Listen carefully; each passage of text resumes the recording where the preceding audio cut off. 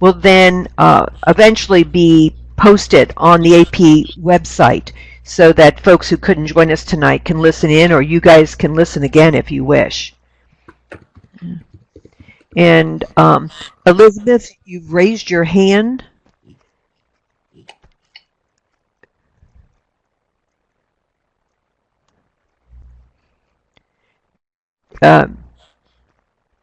Is there a reason why, Elizabeth, you raised your hand?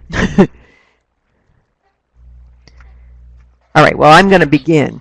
The first thing is important is that we've allowed everybody to be mic'd tonight so that this can indeed be a conversation among us.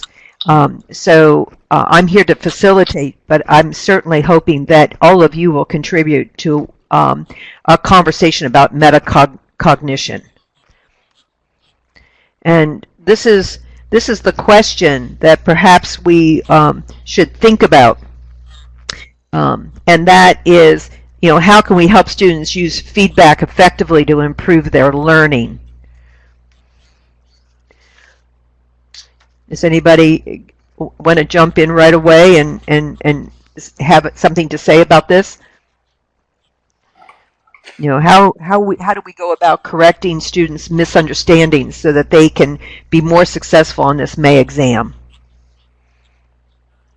Well, I think it's important that we, whether it's in terms of getting the feedback that they get on an AP Insight when they're doing their performance assessments, or whether they're doing a worksheet or homework in class. I think it's important that we get them feedback on that immediately so they can turn around and immediately put it back into what they're doing next. So I think it's extremely important that we immediately let them know what they're doing wrong or what they're doing right, and so they can continue to improve on that as soon as possible while everything's still fresh in their mind. Right. And I was just reading Angie's comment in the chat room, and Angie, I understand. I feel your pain a little bit on this. I was lucky. I got to pilot some of the AP Insight materials last year before the website went active.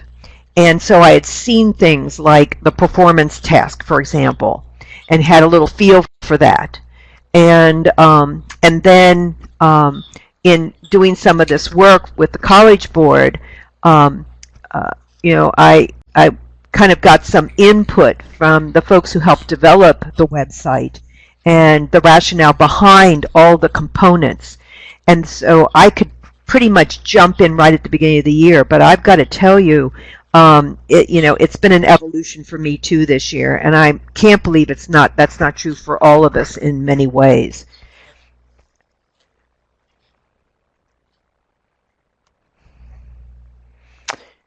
So here's what we were going to try to do, right? We're going to talk tonight about using this feedback in, like Jeremy just said, timely ways, also in very specific ways, and hopefully in ways that are action-oriented.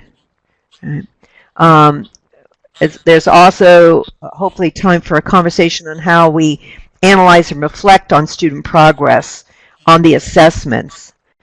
Then also how we model, looking at how we teach and how we process new knowledge. So we'll talk a little bit about that. And then we'll talk about some of the strategies or not used, but we'll share some strategies tonight if we can. And we'll spend a few minutes here in the beginning, about 10, but the meat of this conversation tonight is down here in this part, and we'll be about 60 minutes there, and then hopefully a Q&A of about 10 minutes at the end. And of course, there's always a survey for you to give some feedback. So, that's kind of the run of the night by 9 o'clock. So this the whole term metacognition, I don't know. It's I guess it's kind of new to me. I've been teaching for many, many years, and but I think that chemistry is something where we know there are these stumbling blocks for kids, and therefore we have to try to show them the process for actually thinking and working on these many more difficult topics and the interconnections between them. So. Um, can somebody like to speak to how you help your students to be metacognitive and why it's important?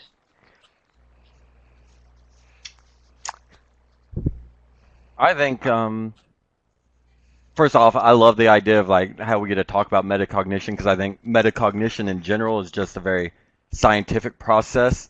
So it bodes really well that we're a science course and we're talking about it. But I think it's super important that students do understand the whole thought process, and it really helps them kind of understand what their shortcomings are in the content, which makes it easier for us to address those shortcomings. So. I agree, and I think about the way I show students how to. For example, we've just finished talking about how you interpret titration curves, and so how I go about processing that for myself.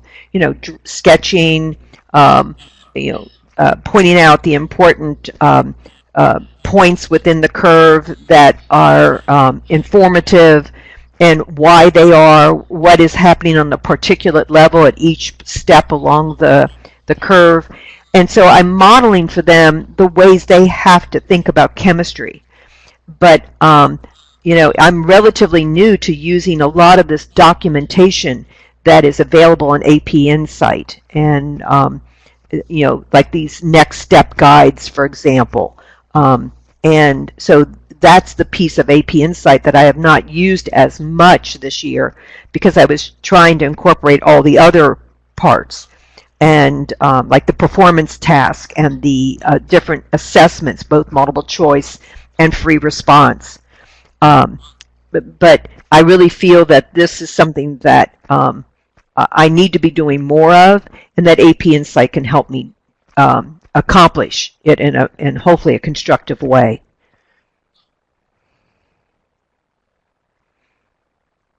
I think it's the tough. I think it's tough, especially the first year with AP Insight, like trying to implement everything all in the same year from AP Insight, because that's really, if you do that, if you implement all the performance tasks, all the assessments, and all the the metacognitive features with the next steps and all that, it's really kind of a course overhaul to implement everything all at once. So it can be a challenge. Right. And still to have some kind of sense of balance and continuity. I mean, but that's why I'm glad that we're exploring this tonight. This is, I think this is an interesting question or interesting thing to think about on this slide, is that how we encourage kids to express their confusion in class. That so many kids are so reticent. If they don't know something, they kind of shrink into the woodwork, and they try to pretend that they're okay. And so it's trying to bring this out and develop a culture that it's safe to be confused in your classroom and to seek help. So would anybody like to speak to that a bit?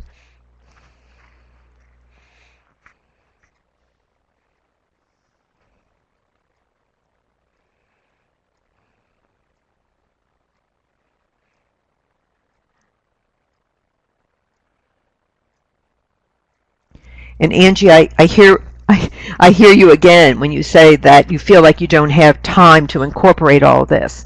And I think that that's why we have to be judicious on what we pick and choose from the AP Insight website. And it takes a lot of time searching and looking at these materials and making good evaluations of what I'm going to use and what I'm not going to use and how I'm going to put it in and how many minutes spent.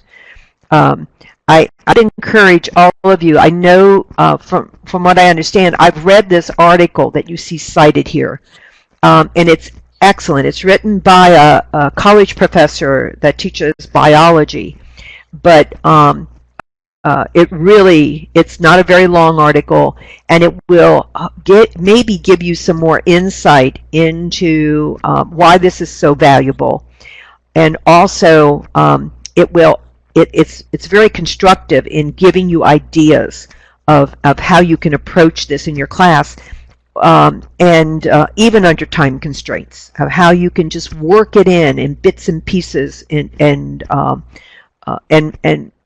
start to build this out more in your course.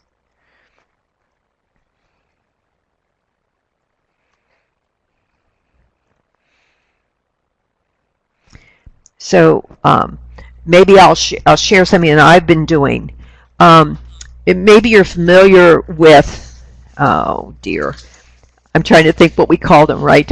The student progress sheets on each of the challenge areas and the building blocks within those challenge areas. I've been using those, and in fact, I've been modifying them a bit with my class.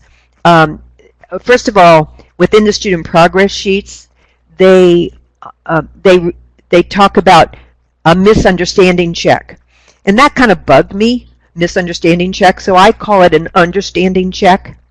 And it's where you give the students a statement and you ask them to agree or disagree with the statement and explain their reasoning.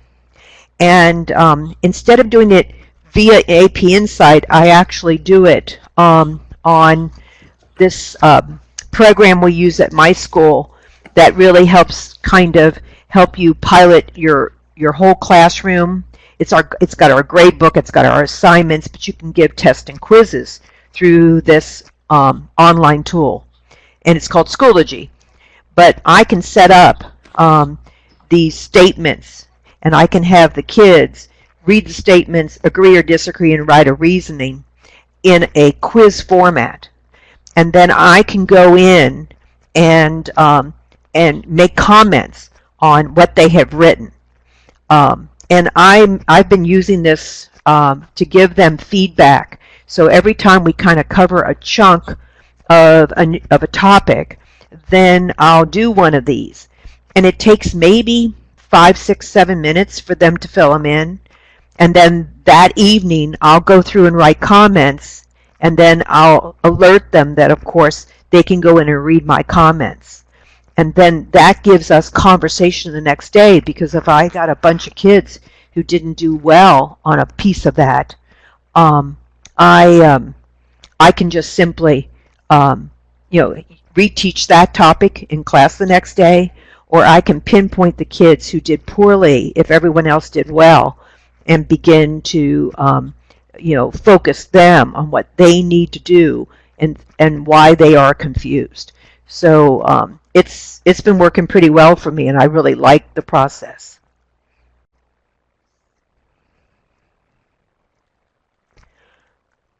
I'm reading Maria's comment, and let's see.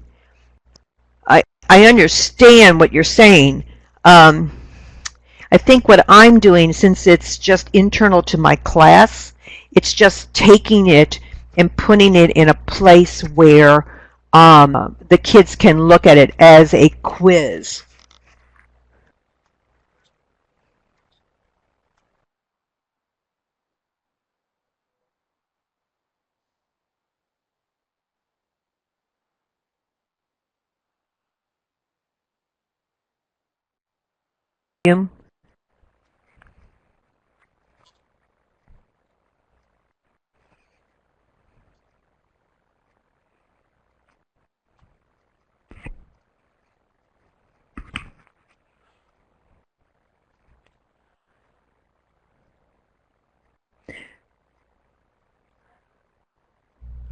Right.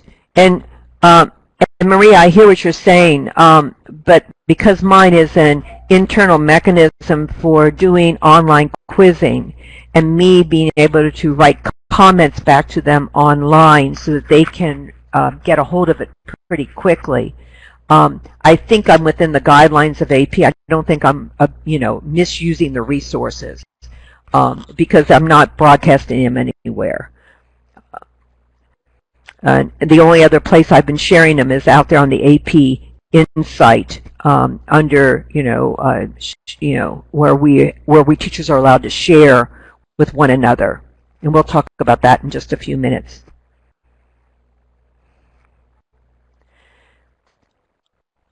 So this is kind of interesting too on this slide, and that if we're going to have kids reflect on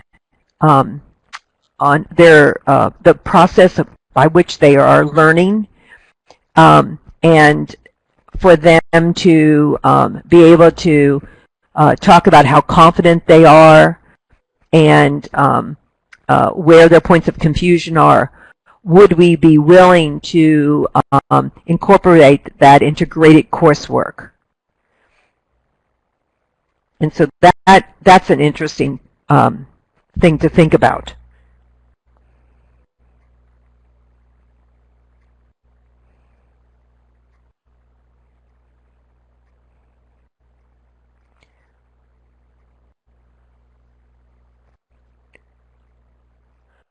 All right.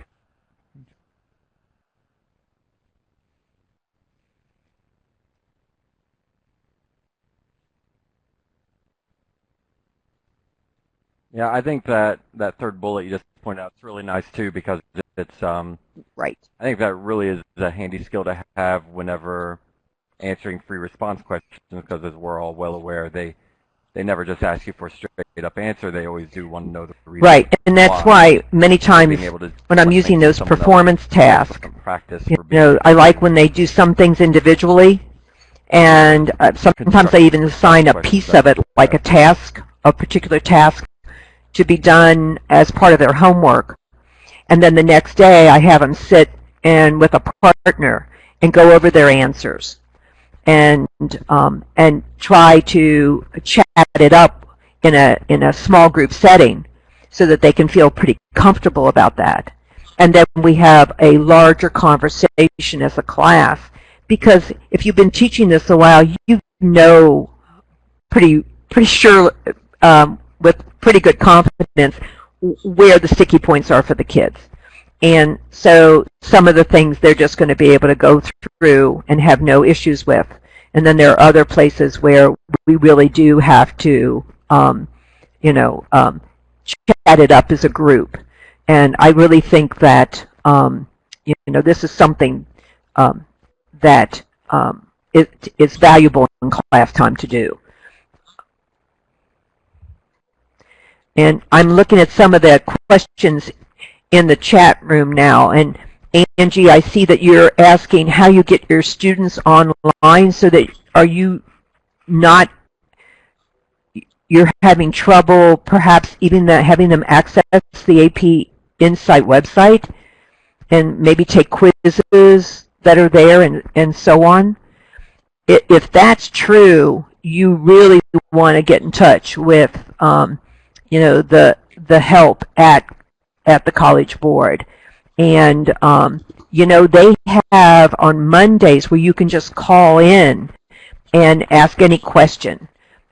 But I would certainly, we're going to share an email address here at the end of this conversation tonight.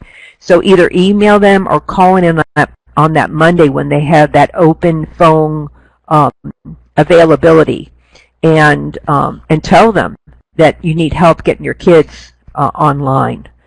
Because if you've paid that fee per child to do that, I mean, certainly they should have that opportunity to use all the features.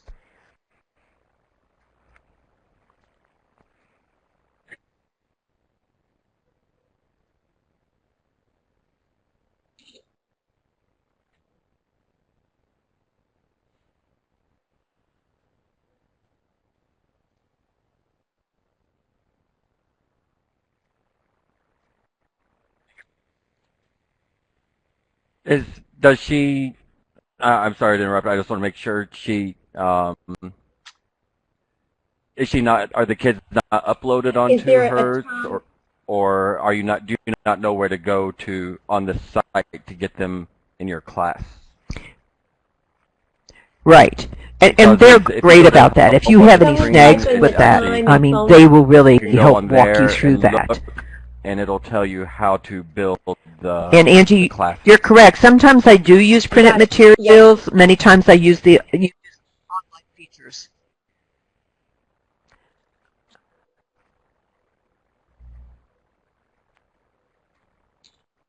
Yeah. Okay. Okay. Yeah. Gina, um, in the on the home page of Yeah, the AP Insight, it's right there, and it'll tell you that every Monday from like 4:30 to 5:30 or something like that Eastern time, and it gives you the phone number. But it pops just up so you right know, if they're in on there, that if you first go to page, that help front page. screen,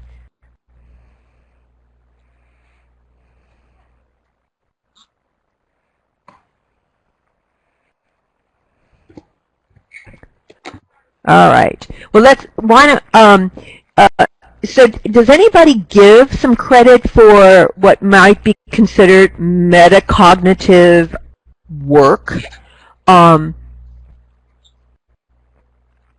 I, I do a little of this, but not much. And I think part of it is I'm lucky. I only have 16 kids in my class. I teach in a very small school, and and they know each other quite well.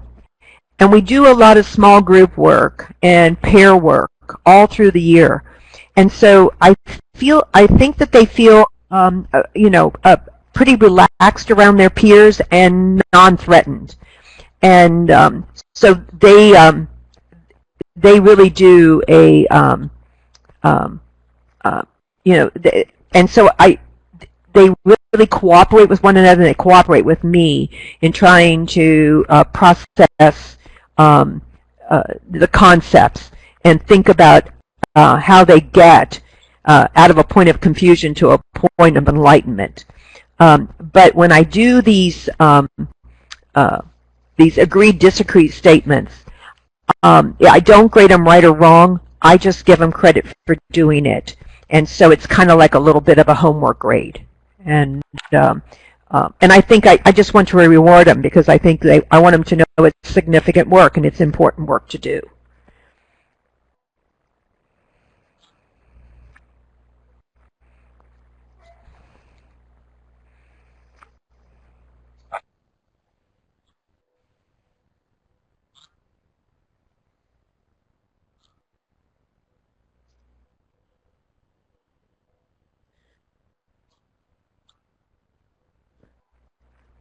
And the same way when we give these, I hope many of you are using these assessments so that during the building blocks, they have these multiple choice quizzes that are 3 to 5 questions, and then for the challenge area, they I have have not the yet free response experimented with giving type questions. credit for any And project work. Although you can to set be those perfectly up honest so with that you, as soon as the kids I don't have a ton of grade take the anyway, multiple so choice I ones, don't they give a can lot get of immediate credit for a feedback lot of that, I of suppose. how many they got correct, and they can also see why the rationale for um, perhaps being attracted to a wrong answer versus a right answer.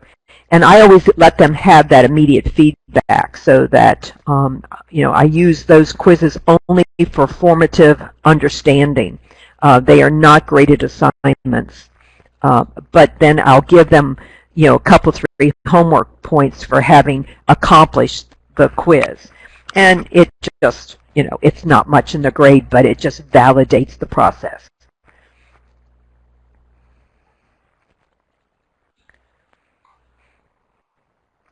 And Maria, I'm on a block schedule too. I see my kids 80 minutes a day, every other day. And so I'm on a block.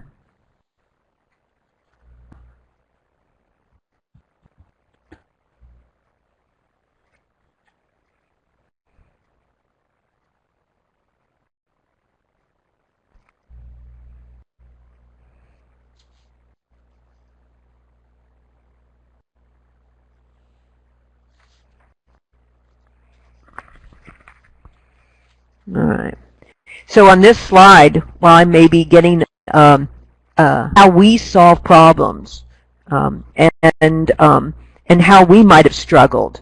And I don't know about you guys, but I do a lot of this. You know, I talk to them about when I would hit a wall and just be struggling desperately, and how I would try to either get over, around, or under the wall. I think that this, you know, just allows students to understand that this learning process is an ongoing lifetime process.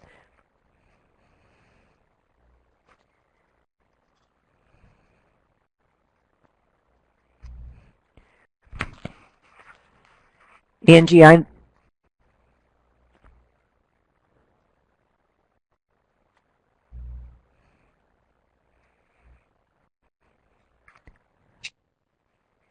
everybody lost sound?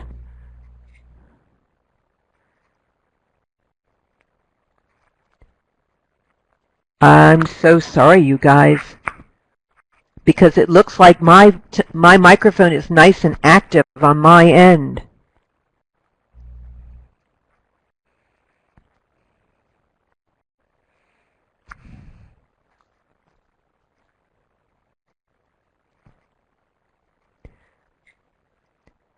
And Audra has joined us, and Audra, I have no idea if why we're losing sound.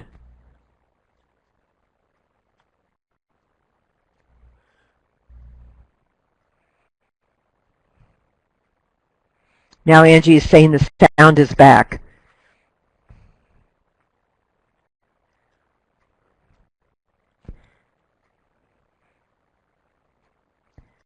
Well, folks, I'm not sure. This is very disappointing.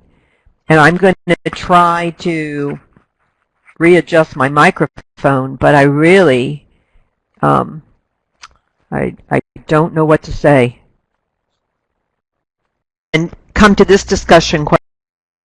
Can we use feedback to help students be metacognitive?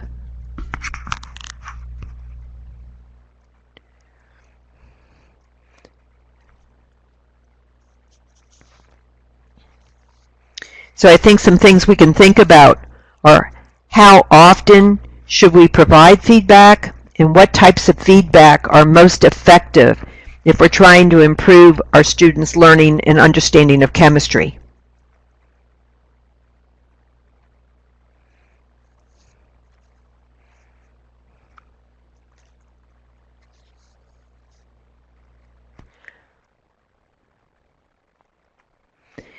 And Angie, I don't know if that's a good suggestion to mute microphones if they're not speaking.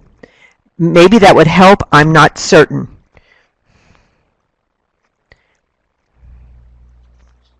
But we're going to try to keep moving forward, and if we have to use the chat room, we use the chat room.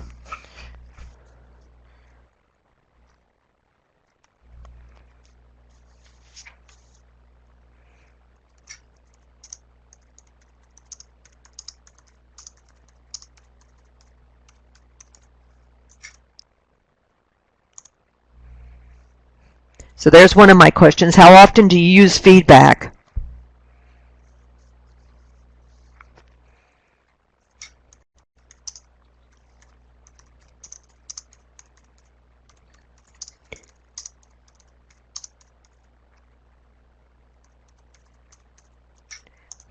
And the second question, what types of feedback are most effective? Yeah, I agree, Angie. I use feedback daily also.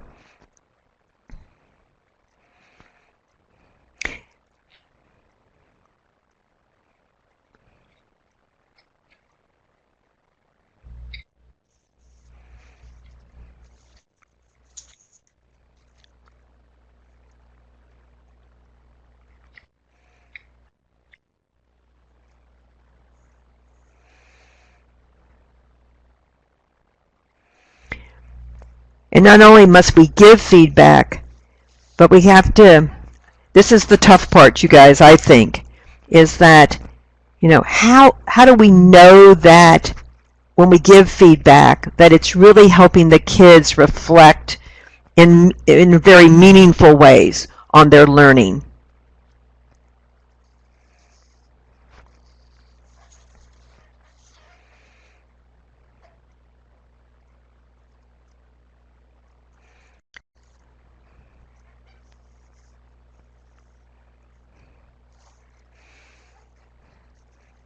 And do you think your feedback is helping the students recognize and articulate what they know and understand what they don't know?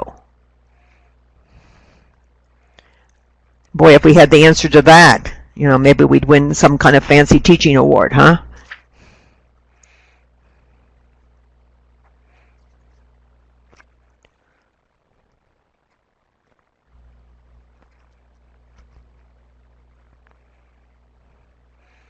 So one of the ways that I try to do that is I try to have them explain it to somebody else or explain it to me. And then sometimes we'll critique each other's explanations. And I really think that can be helpful. There will be times where I will share a student's response, short essay response to either a lab prompt or a conceptual question in a free response type format. And I'll just have them think about why that answer is of such high quality. So we'll critique each other's answers.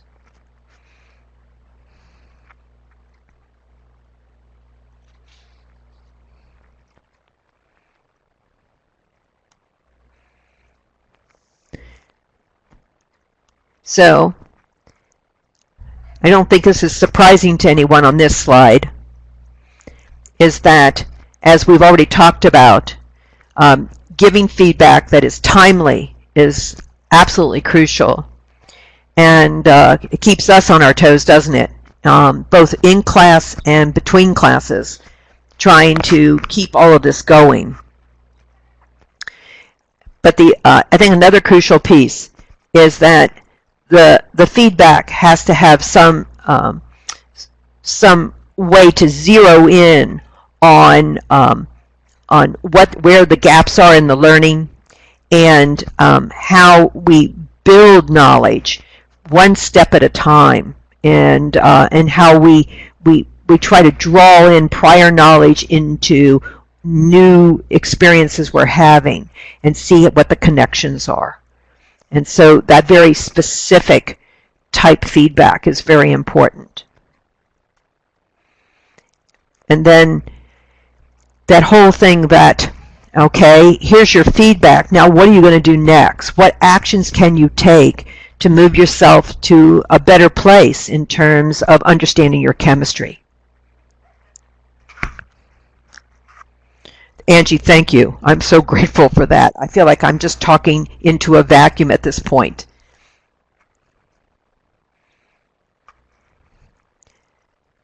And so if any of you want to mic yourselves up again and try to participate, I think it would be just lovely if we did that.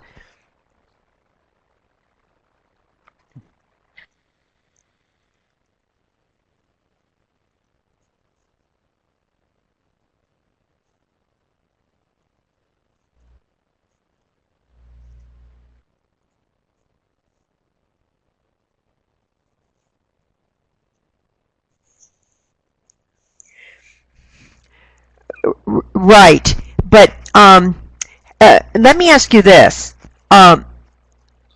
if you start the process early in the year and it kind of slows you down a little bit, trying to get this process going of using some class time for feedbacks, some class time for them to look at maybe a question individually, turn to a partner, converse about their answer, and then share within the larger group. To me, I believe that is something that really pays off. And then ultimately it becomes smoother, becomes kind of the culture of the class. And if that's true, I think it can really benefit the kids in the long run. So it basically can be used too as an opening start as they wander into class and get themselves settled too with their partners. Right. Because I'm on an 80-minute block, you know, I can also build it in partway through the block, near the end of the block, to carry over to the next meeting, because I only see the kids every other day. So, you know, I have these gaps, and so I want to have something that kind of draws one day over to the next. And so, you know, like I said, you know, AP Insight's gives me a lot of materials that I can use in that way. And so maybe we ought to look at some of those. Yeah. And so this is some of the things that, you know, we know are accessible on the website. The student progress sheets, the performance task rubrics, and these next step guides and what they call ACT resources, right? And so maybe we ought to take a look at some of these. I'm reading Angie's comment now, that what she likes about the materials is they focus on lots of the right? And there are some identified that are persistent and taught by teachers, unfortunately. And I agree. I love that, you know, AP Insight doesn't try to cover the whole curriculum. It covers all the very sticky places in the curriculum difficulties. So this is one of those progress sheets, right? And this is what I was talking about. And in fact, this one's on, you know, acid-base equilibrium. And notice that a statement is given, and then you're allowed to agree or disagree, but then you have to give your reasoning. And so this got me thinking that, you know, okay, and because I know my kids best. And so therefore, and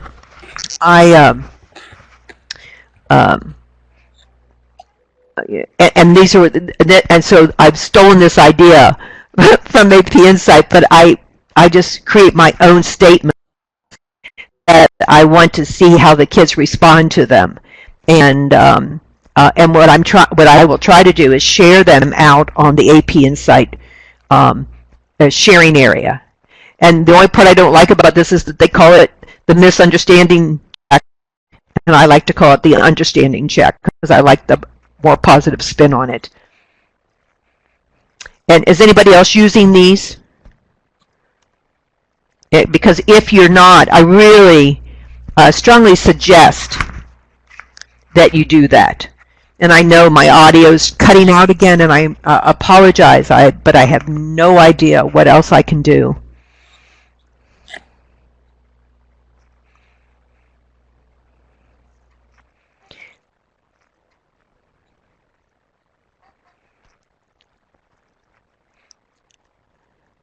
Yeah, great, Jeremy. I'm glad. Yeah, Jeremy's suggesting that he uses these also. And if you have not, I really, you know, even in your review in April, you really should think about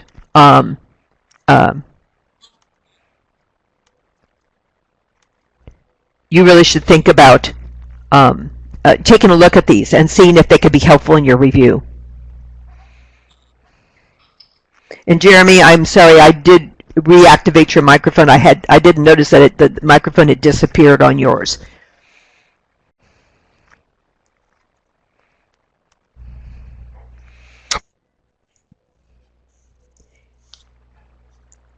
All right. No problem. And then these are the performance task rubrics. And of course, these are located in the teacher editions of the performance tasks. They always come like on the last page. And this is what I think is tremendously helpful, especially to teachers who are new to teaching AP Chemistry or new to teaching, because of course what they do is they say, hey, you want to move your kids here, right, into the target area. And if kids can be continuously understanding their chemistry over here in the target area, then they got a high potential for a 5 in May. And then they're approaching, right? So yeah, they're getting it, but there's still some places where there's a disconnect. And if a kid's kind of hanging in this column in terms of their understanding, maybe that's the 4 column. And and then here, yeah, now, well, what can we say? Perhaps that's a situation where the kids are hanging in there, and they may have a shot at a 3, but we need to keep moving them this way. So it allows for all of us to to understand the progress and the process to commanding a topic.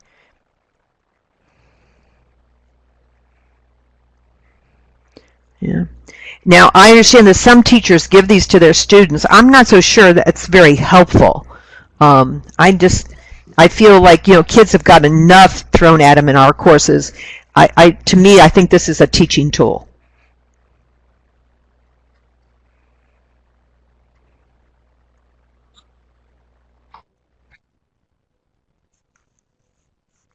What I've heard is that some teachers actually give these to the kids, Cut out there again, but you I said don't see some that as being a teachers very give these helpful to what? thing. I guess to help the kids evaluate where they stand.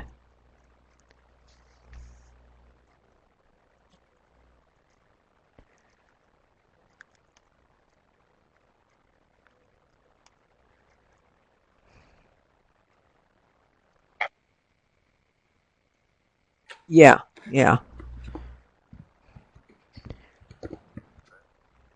Yeah, Maria, Yeah, this is my personal opinion, that this is helpful to teachers, but I'm not so sure it would be that helpful to kids. I mean, I don't know if there's any harm in showing them these things, but I just don't see it as being very helpful.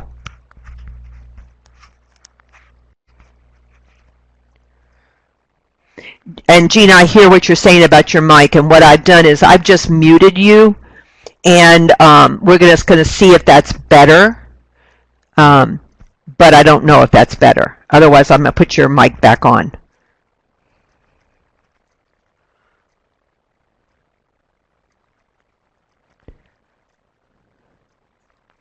All right.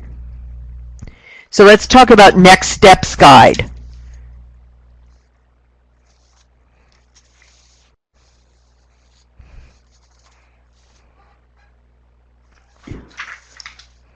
Yeah.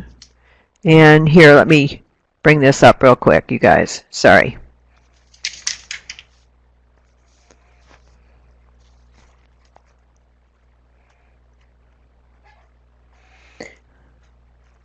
So with the next steps guide, of course, this is another piece of AP Insight where you can help the kids move forward and try to overcome what their problems are. And I don't know about you guys. This is the piece that I don't use that much, and the reason for that is I've been doing this a long time, so I've got a lot of resources that I can use to plug in for kids. And so I usually pull from the repertoire that I know and that I have used in the past, and I know its value. And so this is the part where I haven't used it quite as much, but when I get a chance, I always go back in and look if there's anything that's kind of new that I didn't know about that might be pretty helpful. And it can be like a YouTube video. It can be going to a website where they have some kind of particulate interactive so the kids can look at what's happening on a particulate level. So I have pulled a few of their resources and used them with my students. Can anybody speak to... Oh, go ahead, Jeremy. I'm sorry.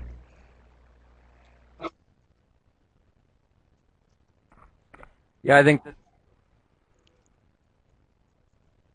I was just gonna say that, like, being the first year using Insight, it's, like we were talking about earlier, it's just tough to shift completely over to AP Insight. There's just so much information in AP Insight. There is a ton of it, and it's one of those things I'm always trying to like matriculate more stuff. But the next step guide is one I have to admit that I've failed to use probably to its full extent yet. I like the idea, and I know there's some very valuable resources in there, but I probably have not used it to the full extent of its ability yet. And I think this idea of trying to get kids to have ownership in their learning, for some kids it's a natural. For other kids, it's just a work in progress.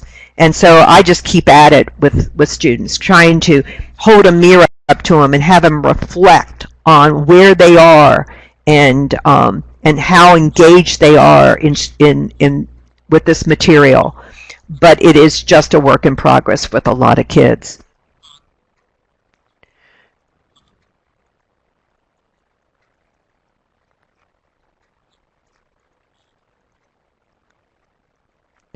I'm reading Maria's comment. Is there any material in AP Insight that will be very helpful in this regard? I will revisit progress sheets and probably include them in the reviews. But is there anything else? So can anybody help Maria on that? Maria, I am assuming that you've used the assessments, like the multiple choice quizzes for the building blocks, and then the free response questions that cover the entire challenge area. Have you been using those particular assessment tools? Because you could use those in your review. Wow. I think that could be really helpful, especially if you set it up so the kids can take those quick quizzes and then get quick feedback on them, and know, where they made a correct choice, and if they made an incorrect choice, perhaps where they were faulty in their thinking.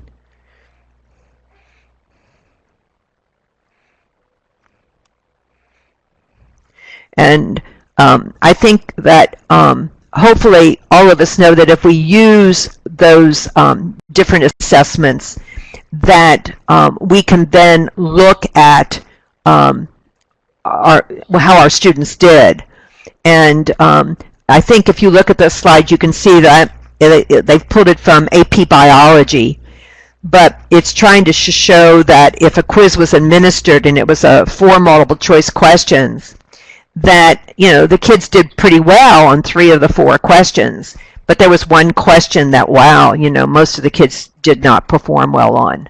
And so what I like about when I administer one of these quizzes is that if I see a question where the larger majority of my class has done poorly, then I will go back in the next day and we'll bring that question up and we'll talk about it. And we'll try to figure out what was it that kind of threw us off, and chat that up. And if it means I reteach, then I reteach. But the other thing I can do then is, because I'm prepared, because I have this feedback, then I'll set up another question of my own, and I'll say, okay, you guys, now that we've had this little chat, give this a shot, and just see how they can do. What I'm hoping to do is build their confidence, because I'm hoping that they've got a much better chance of doing a better job on this additional question, because of the experience of faltering on the quiz and then having it discussed in class.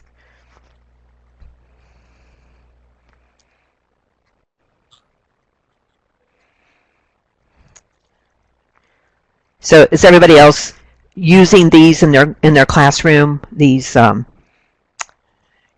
these assessment reviews?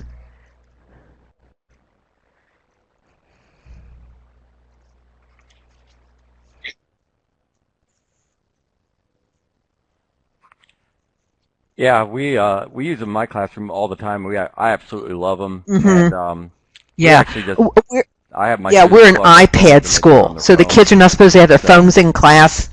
works So, pretty well. but we do it all on the iPad.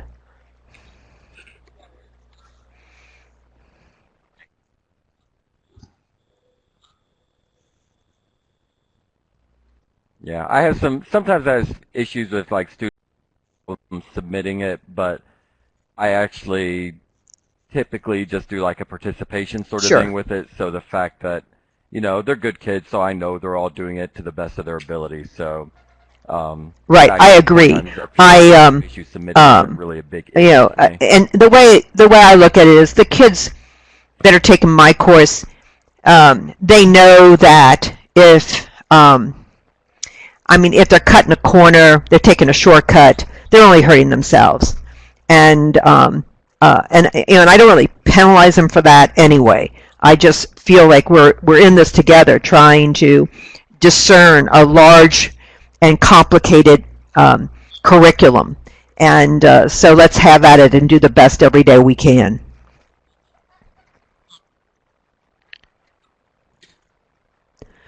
And Maria, I see that you're asking if they can be time-based quizzes. Um, I don't know. That's an interesting question, and I might put that to some folks and ask them that.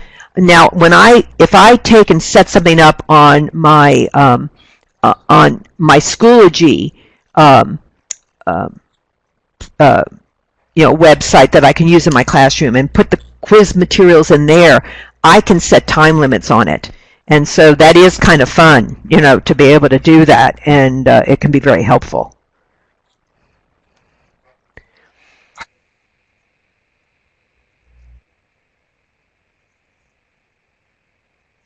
I think just from personal experience, like I feel that like doing these assessments, going through them, feels like on average the average multiple choice question seems longer than one from the actual AP exam. So I would think like setting it up for 1.5 minutes per question might be high pressure for the students to Yeah, prepare. I agree. Some of them Yep, are I agree. very Some of them are extremely wordy, verbose or and wordy, I guess and is that the can word be I'm looking for.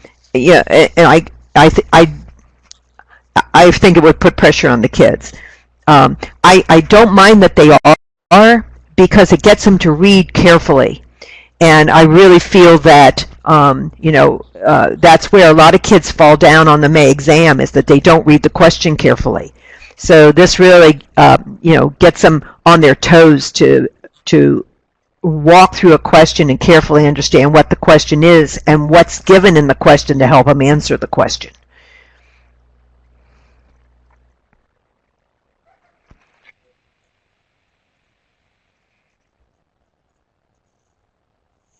Yeah, I think they do benefit from the way the questions are worded, but they are, yeah, some of them are pretty long. So let's look at this next steps guide.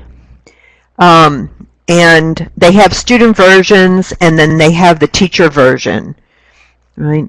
And this is a lot of metacognitive stuff here, because it has kids reflect on, how they're doing, where they're having trouble, and committing themselves to what I need to work on, and and what's next steps I'm going to take.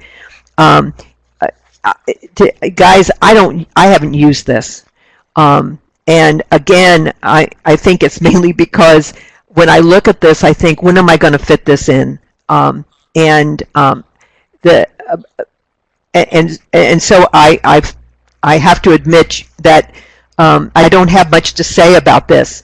If I look at the teacher version, it also is something that I think I lack the patience for at this point of my life. I'm not sure, but I am going to spend more time on this. And what I mean by that is I just feel like, I'm dipping my toes into this piece of AP Insight this year. And what I have to do now that I've had a year with it and have introduced so many of the pieces of the offerings on the website, that this is one piece that I have not really spent much time with, and I'm going to look at it this summer and then decide how I can incorporate, or whether I want to incorporate it next year. And so I don't know if any of the others of you have used this Next Steps guide, whether the student or teacher version.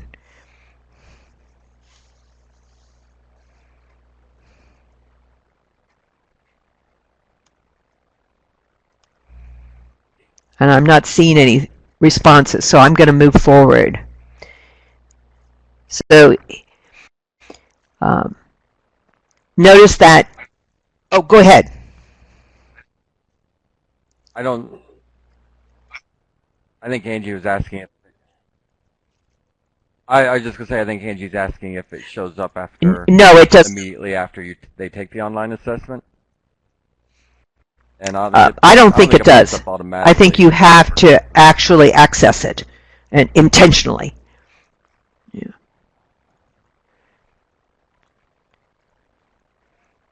And so, again, it's suggesting that that if you're going to do it, you'd start at the beginning of the year, and perhaps you would use it as a whole group activity. And then perhaps after that, then you could move forward and and use it in other ways that take a little less class time, is what I understand. And yeah, Maria, it is in the ACT portion under each challenge area.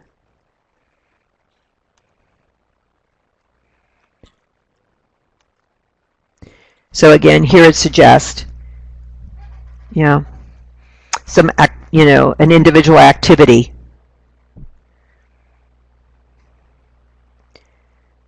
And then they complete a table, right, for their next steps.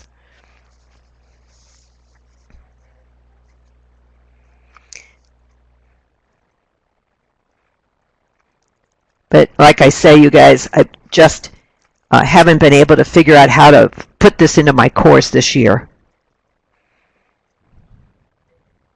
And Maria, you're right. Now I've got spring break coming up in a couple of weeks, and I'll have a little time to think about how I'm going to run my review this year. And so thank you for that suggestion. Maybe I can think about using some of these materials when I'm in my review process in April.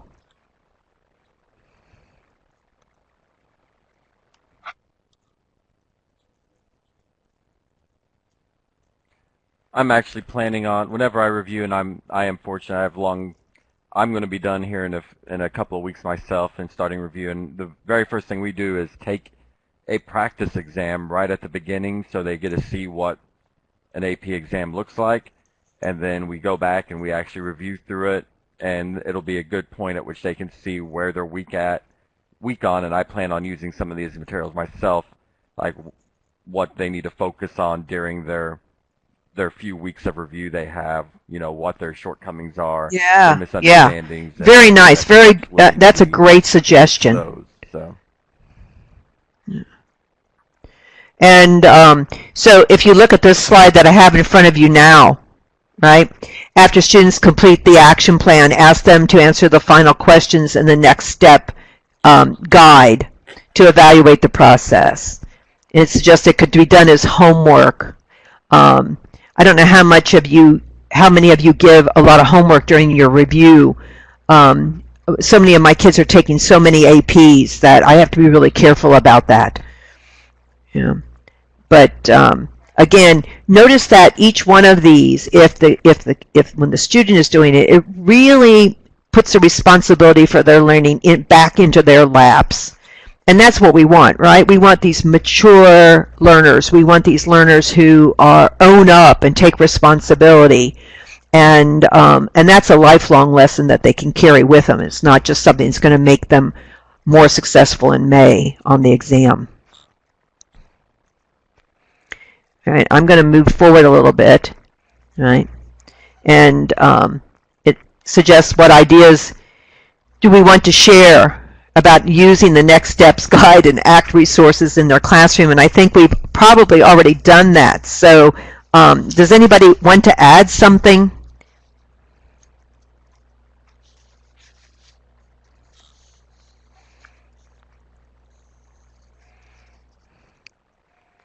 And I'm just watching in the chat window a little bit.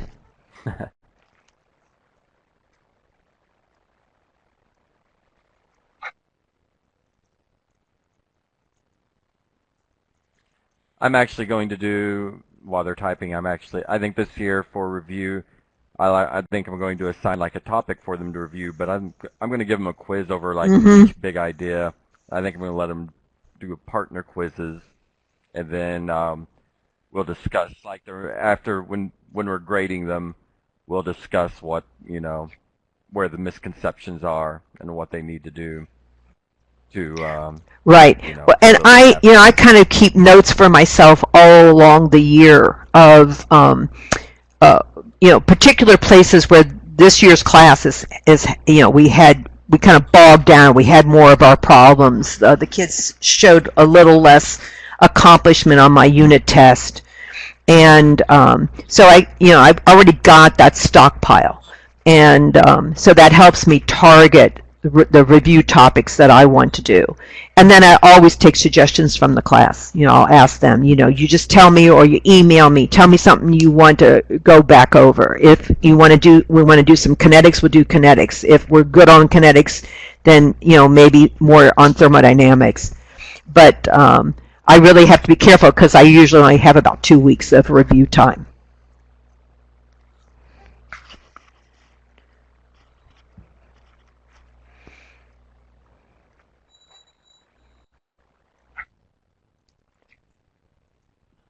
Right, I'm reading that now, so please go ahead.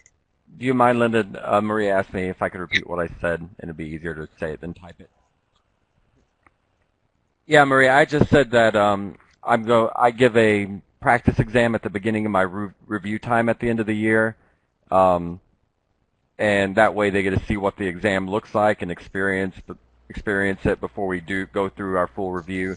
And I'm going to, after I do the practice exam, do like this next step guide so they can see where they're struggling, what they need to focus on during the review time. So, they'll have a next steps guide, but at the same time, we're going to be filling those blanks as we go along through our review.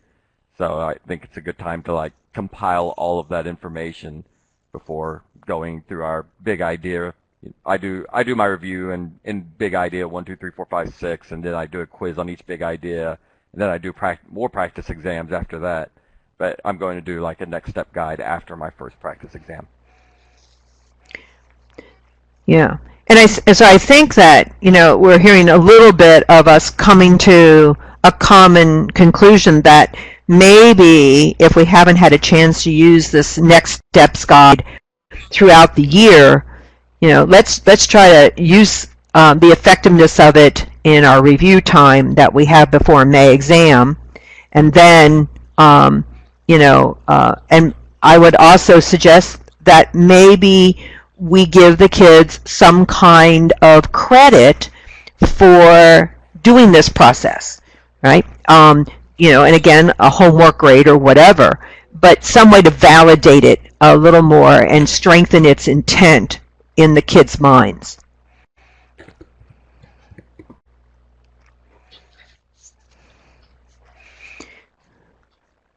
So I'm going to move forward. Yeah. And again, these are some questions that, I think we have covered. So, trying to find the time, and I don't know if some of you want to chat up a little bit about students not taking the process seriously, and I just feel if we take the process seriously, then we have a better chance that they will.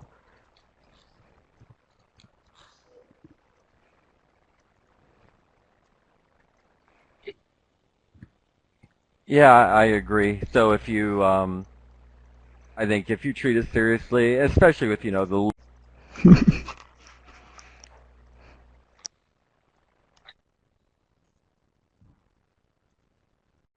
the AP chemistry, they're a lot easier to get other physical science, if you will.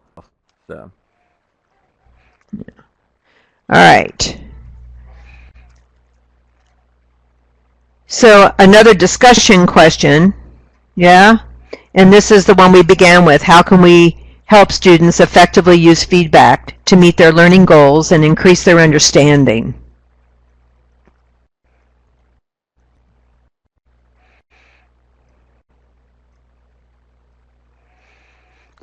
And I hope that we feel like we've made some progress here, and that we've shared some ideas with one another tonight.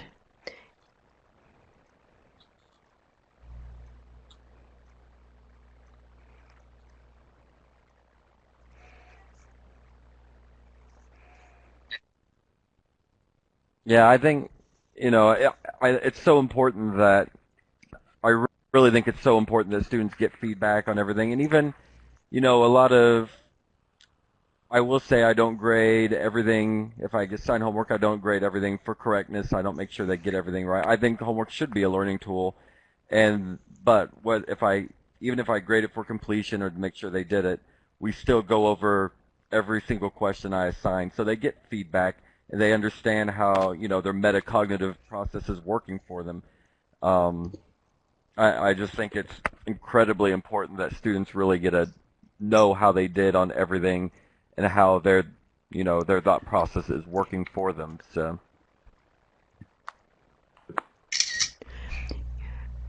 Right, and I just feel that, for example, all of my homework, I post the answers. So we have a bulletin board, and everything is posted. And I have a binder, and all the homework solutions are, I've shown them how I would solve the problems. They're all in a binder. And the kids can get to it very, very easily. So the homework is really a bonus in their grade. And the questions that we discuss are the ones where people had difficulty with those homework questions. So we don't go over every homework question in class. When that loosens me up for doing some of this assessment and the feedback from this formative assessment. And so I really like that I don't go over every single homework question that I've assigned. Only the ones where we need discussion.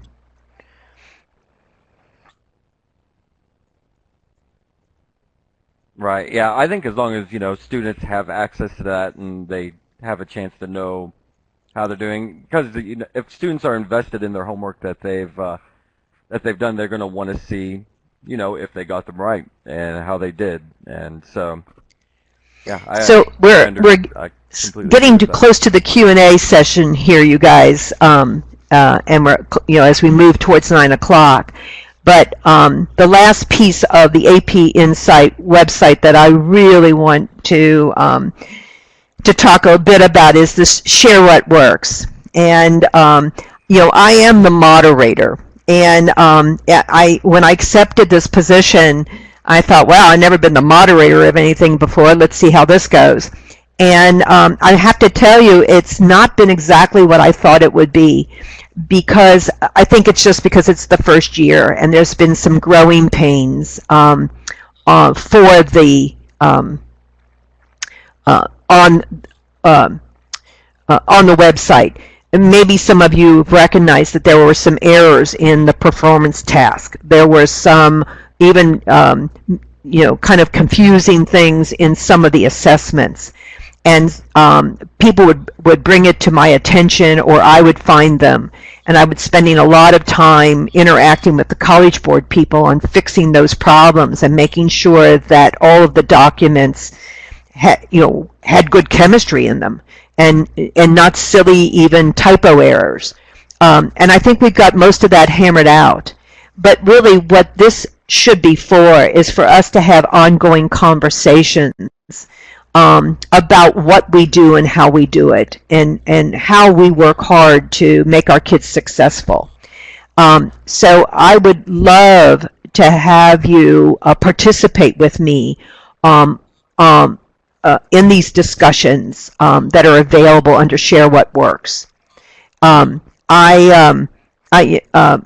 so if tonight, you forgot to ask a question, or you want to know what other teachers are doing and what their experiences are with various materials, or you want to share something that you've done that's been very successful, please, I would love to have you make some postings on Share What Works, and to make this a much more interactive and dynamic conversation than it has been in this first inaugural year.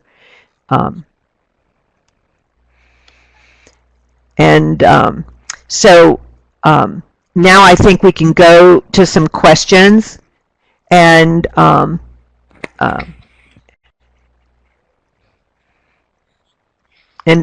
of a wrap up here if you want to. Yeah?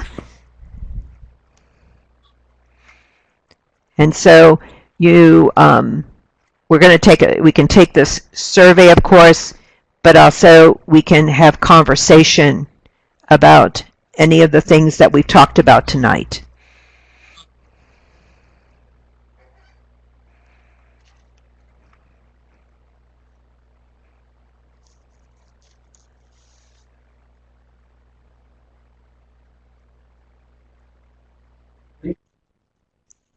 Thank you very much, Linda. It's been well, a very good conversation. I appreciate all the Thank you very much, Linda. Well, and I appreciate the input, and I'm so sorry that this audio's been a bit of a problem tonight.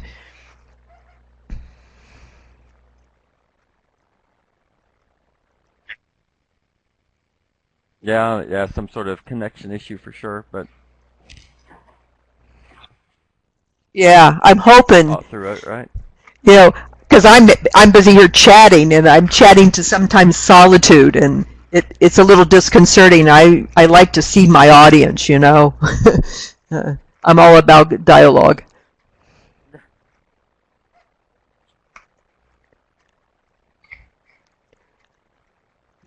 Well, Angie, that's an excellent question. And I think it's a little early to know. But wouldn't it be interesting to see what the statistics are between the classrooms that are connected to AP Insight and how the kids might do in May? What I may try to do is to share a little of my own data when I get it from my own classroom, and my own experiences of how I feel like it's benefited my class once we get those scores back.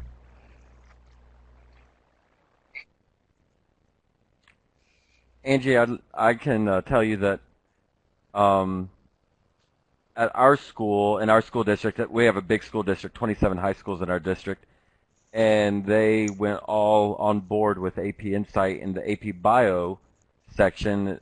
It was the first one to roll out, and they were on board from the very beginning. And I know personally, our AP Bio teacher, she had a 28% pass rate one year, went all in on AP Insight, was one of the people that helped with it and everything, and her pass rate since she's been using it, and I don't want to say, I don't have data that says this is completely from AP Insight, but her pass rate has been steadily in the 70 to 80% since she's been using it. And I know since our county has started using it overall, because we have it at all 27 high schools, our county's pass rate in AP Bio has gone up by 20%.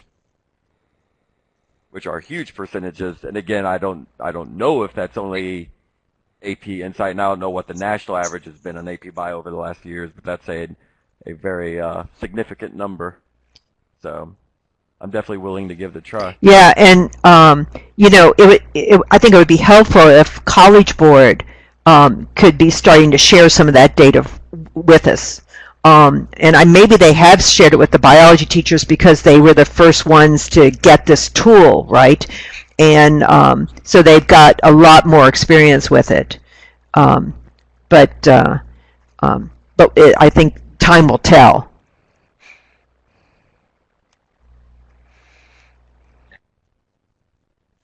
Yeah, I'm sure if it becomes a trend that AP Insight is helping schools and districts to that extent, I'm sure that's some information they'll want other teachers to know.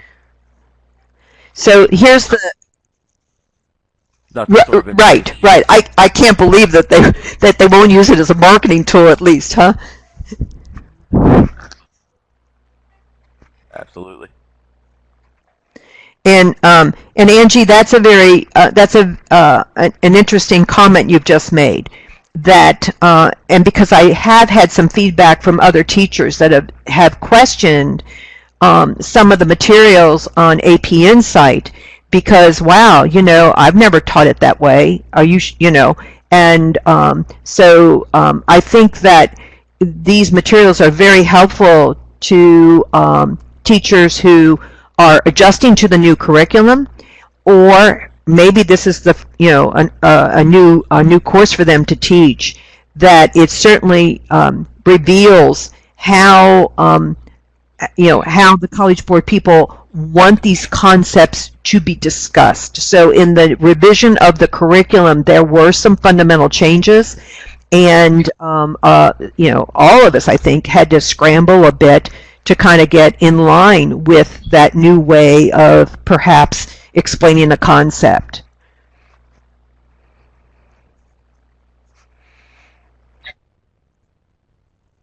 Yeah, it actually surprised me, like, whenever I talk to, like, I'm used to, like, being in this big district where we work very close to the College Board in our district, and so, like, everybody's on board with all the curriculum changes and everything, but I've talked to, teachers from a smaller school district, and then, they might not even realize there were curriculum changes for 2 years after the curriculum changes occur.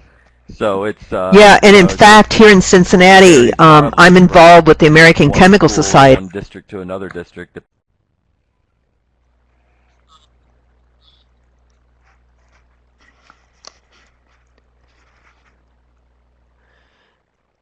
Well, here in Cincinnati, there are a bunch of us chemistry teachers who get together on a regular basis. And some teachers, when they changed the curriculum, just said, I'm not changing my course.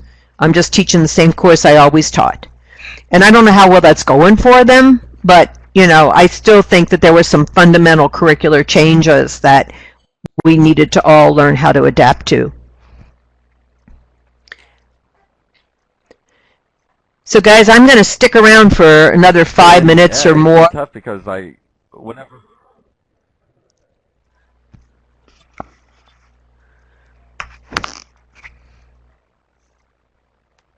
Linda, thank you very much. Your time has been greatly appreciated throughout the year. Well, you're quite welcome. This has been a fun professional endeavor for me.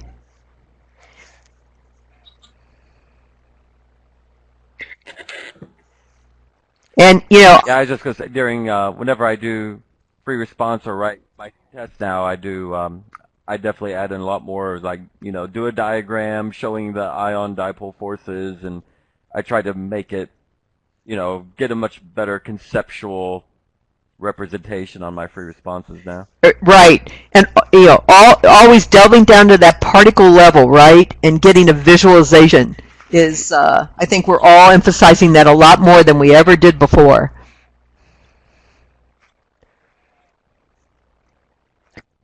Yeah, absolutely. So here's contact information. This is what we talked about. If you want to call them, if you want to email them, but this standing Sunday, 4 to 5 Eastern Standard Time. and it's right on the website, the details for that, right on the home page. And other than that, you guys, I'm going to stick around, and I do ask that that you do complete the survey, but you are welcome to sign off and go enjoy a little bit of what's left of this evening. And it's been a pleasure being with you this evening. I hope that we've a bit. I know I have.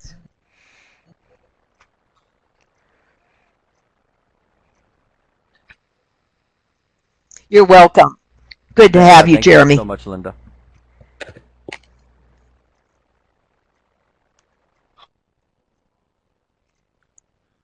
Oh, Gina Yeah, said the survey, she needs the survey link yeah, on I've there. gone back Oh, to the it. survey's gone on the site? Oh, thank you. Okay, got it. Oh, Ah,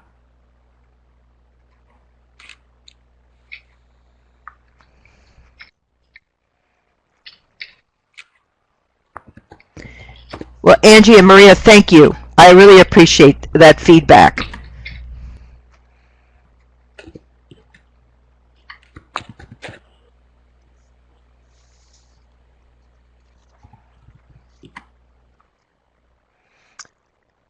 And again, if there are, yeah, thank you, Gina. Linda, it was wonderful.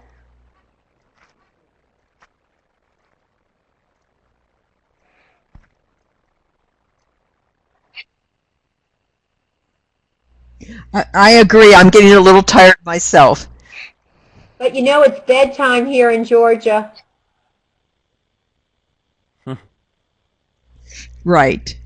And Yeah, Angie, yeah, it's 9 um, o'clock. I think I was asleep I would last night at I would 9. straight call AP Insight. Let me go to that slide.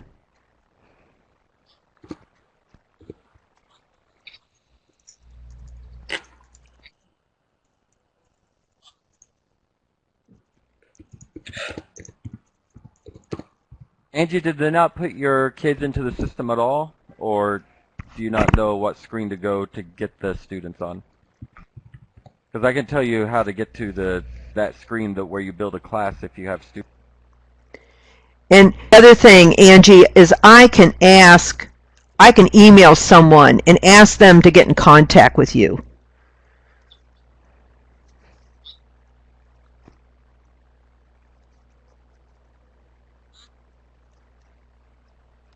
And I'll be glad to do that, because that's crazy that you don't have your kids active on the website.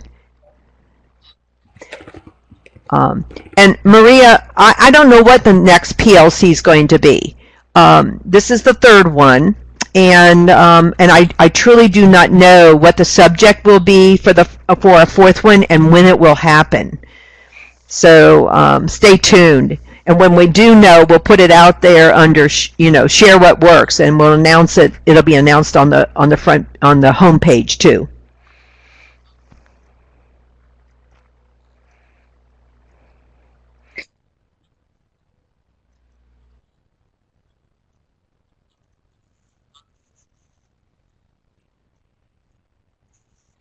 Angie, if you have if your kids are actually in the system, this is how you get to the students. You just hit help and then click on challenge areas and then hit create and edit classes, and it gives you step by step how to build it.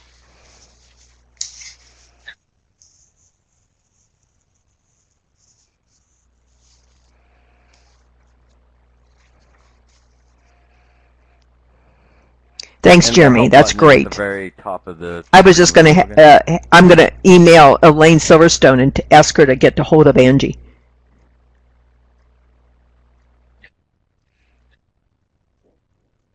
Yeah. Right. Yeah.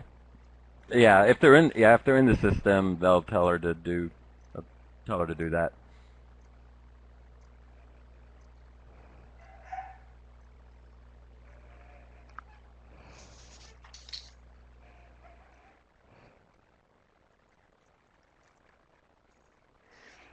Well, Angie, I understand. I run to my tech guys at school all the time. And that's why I was going to say, I'll email someone at College Board and have them try to get a hold of you. And it may be taken care of lickety split that way.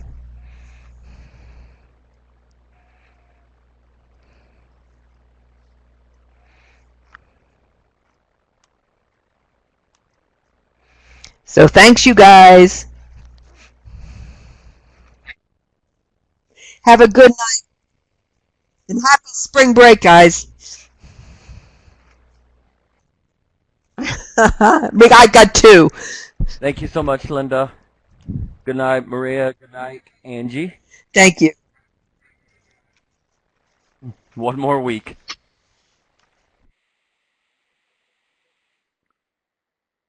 Well, you enjoy your spring break as well. Good night, everyone.